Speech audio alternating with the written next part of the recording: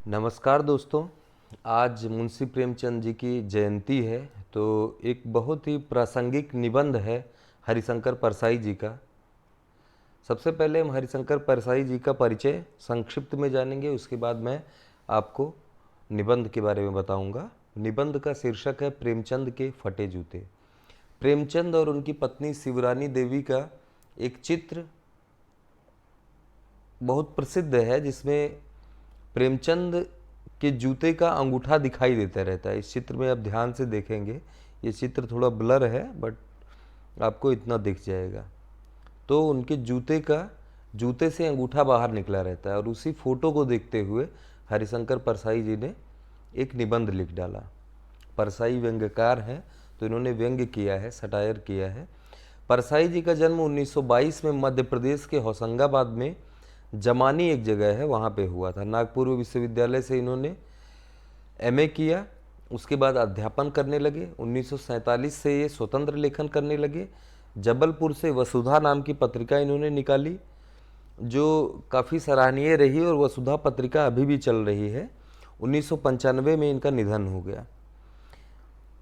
ये व्यंग्य के लिए खास तौर पर जाने जाते हैं, और इनकी जो प्रमुख कृतियां हैं, उनके दिन फिरे, रानी नागफनी की कहानी, तट की खोज इनका उपन्यास है, तब की बात और थी, भूत के पांव पीछे, बेईमानी की परत, पगडंडियों का जमाना, सदाचार का ताबीज़, शिकायत मुझे भी है, और अंत में एक निबंध संग्रह है, वैष्णव की फिसलन, तिरछी रेखाएं, ठिठुरता हुआ गणतंत्र, विकलांग श्रद्धा का दौर। ये भी एक व्यंग्य संग्रह है, ये उल्लेखनीय है। और प्रेमचंद के फटे जूते, ये कक्षा 9 में क्षितिज भाग 1, जो कि कोर्स ए हिंदी के बच्चों के लिए पाठ है, उस पाठ में भी सीबीएसई में सम्मिलित किया गया है। तो आइए प्रेमचंद के फटे जूते निबंध को देखते हैं। प्रेमचंद का एक चित्र मेरे सामने है। परसाई जी कह रहे हैं कि प्रेमचंद का एक चित्र मेरे सामने है। पत्नी के साथ फोटो खिंचा रहे हैं, सिर पर किसी मोटे कपड़े की टोपी, कुर्ता और धोती पहने हैं। कनपटी चिपकी है, गालों की हड्डियां उभर आई हैं, पर घनी मूछें चेहरे को भरा भरा बतलाती हैं। पाँवों में कैनवस के जूते हैं, जिनके बंद बेतरतीब बंधे हैं। लापरवाही से उपयोग करने पर बंद के सिरों पर की लोही की पतरी निकल जाती है, और छेदों में बंद डालने में परेशानी होती है। तब बंद कैसे भी कस लिए जाते हैं। दाहिने पांव का जूता ठीक है, मगर बाएं जूते में बड़ा छेद हो गया है, जिसमें से अंगुली बाहर निकल आई है। मैं चेहरे की तरफ देखता हूँ।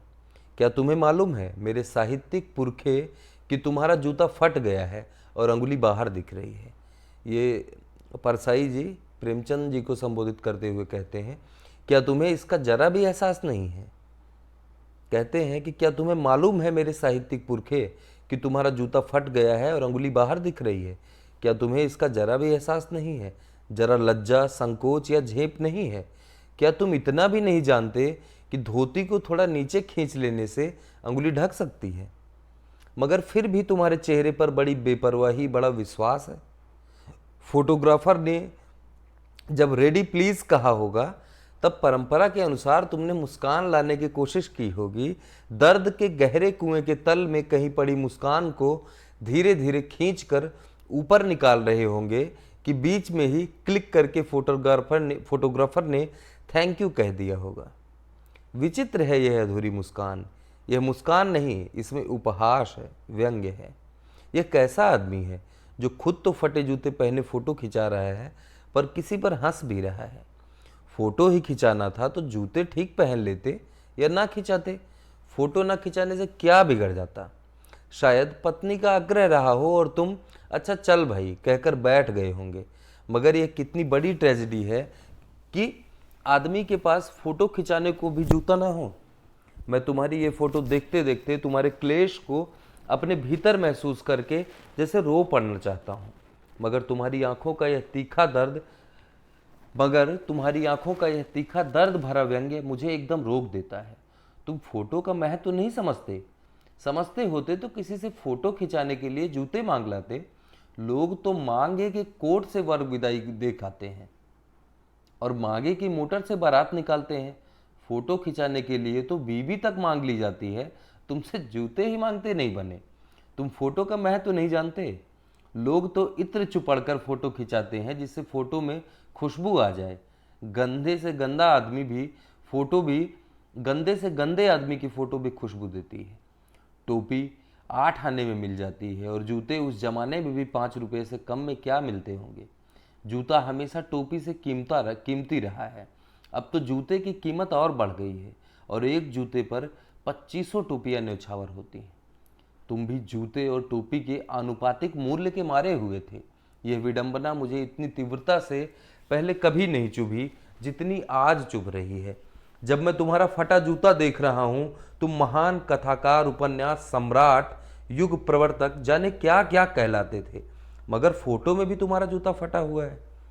मेरा जूता भी कोई अच्छा नहीं है। यो ऊपर से अच्छा दिखता है, अंगुली बाहर नहीं निकलती, पर अंगूठे के नीचे तला फट गया है। अंगूठा जमीन से घिसता है और पैनी मिट्टी पर कभी रगड़ खाकर लहूलुहान भी हो जाता है। पूरा तला गिर जाएगा, पूरा पंजा छिल जाएगा, मगर अंगुली बाहर नहीं दिखेगी। तुम्हारी अंगुली दिखती है पर पांव सुरक्षित हैं। मेरी अंगुली ढकी है पर पंजा नीचे घिस रहा है।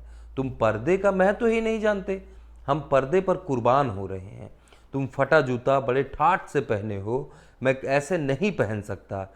फोटो तो जिंदगी भर इस तरह नहीं खिंचाऊं, चाहे कोई जीवनी बिना फोटो के ही छाप दे। तुम्हारी यह व्यंग्य मुस्कान मेरे हौसले पस्त कर देती है। क्या मतलब है इसका? क्या मतलब है इसका? कौन सी मुस्कान है ये? क्या होरी का गोदान हो क्या? क्या पूस की रात में नील गाय हल्कू का खेत चर गई? क्या होरी का गोदान हो गया? क्या पूस की रात में नील गाय हल्कू का खेत चर गई? क्या सुजान भगत का लड़का मर गया क्योंकि डॉक्टर क्लब छोड़कर नहीं आ सकते? नहीं, मुझे लगता है माधो औरत के कफन के चंदे की शराब पी गया, वही मुस्कान मालूम होती है। मैं तुम्हारा जूता फिर देखता हूं, कैसे फट गया है। मेरी जनता के लेखक क्या बहुत चक्कर काटते रहे? क्या बनिए के तगादे से बचने के लिए मील 2 मील का चक्कर लगाकर घर लौटते रहे? चक्कर लगाने से जूता फटता नहीं है, घिस जाता है। कुंभन दास का जूता भी फतेहपुर सिकरी जाने आने में घिस गया था। उसे बड़ा पछतावा हुआ। उसने कहा, आवत जात पनहिया घिस गई, बिसरी गयो हरिराम। और ऐसे बुला कर देने वालों के लिए कहा था, जिनके देखे दुख उपजत है, तिनको करबो पर सलाम। चलने से जूता घिसता है, फटता नहीं। तुम्हारा जूता कैसे फट गया? मुझे लगता है तुम किसी सख्त चीज को ठोकर मारते रहे हो। कोई चीज जो परत दर परत सदियों से जम गई है, उसे शायद तुमने ठोकर मार मार कर अपना जूता फाड़ लिया। कोई टीला जो रास्ते पर खड़ा हो गया था, उस पर तुमने अपना जूता आजमाया। तुम उसे बचाकर उसके बगले से भी तो निकल सकते थे। टीलों से समझौता भी तो हो जाता है। सभी नदियां पहाड़ थोड़े ही फोड़ती हैं, कोई रास्ता बदल कर घूम कर भी तो चली जाती हैं। तुम समझौता नहीं कर सके। क्या तुम्हारी भी वही कमजोरी थी जो होरी को ले डूबी? वही नेम धर्म वाली कमजोरी? नेम धर्म उसकी भी जंजीर थी। मगर तुम जिस तरह मुस्करा रहे हो, उससे लगता है कि शायद नेम धर्म तुम्हारा बंधन नहीं था, तुम्हारी मुक्ति थी। तुम्हारी यह पांव की अंगुली मुझे संकेत करती सी लगती है। जिसे तुम घृणित समझते हो, उसकी तरफ हाथ की नहीं, पांव की अंगुली से इशारा करते हो। तुम क्या उसकी तरफ इशारा कर रहे हो जिसे ठोकर मारते मारते तुमने जूता फाड़ लिया? मैं समझता हूं, तुम्हारी अंगुली का इशारा भी समझता हूं और यह व्यंग्य मुस्कान भी समझता हूं। तुम मुझ पर या हम सभी पर हंस रहे हो। उन पर जो अंगुली छिपाए और तलुआ घिसाए चल रहे हैं, उन पर जो टीले को बरका कर बाजू से निकल रहे हैं। तुम कह रहे हो, मैंने तो ठोकर मार मार कर जूता फाड़ लिया, अंगुली बाहर निकल आई पर पांव बच रहा है और मैं चलता रहा। मगर तुम अंगुली को ढांकने की चिंता में तलुए का नाश कर रहे हो। तुम चलोगे कैसे? तुम चलोगे कैसे? मैं समझता हूं, मैं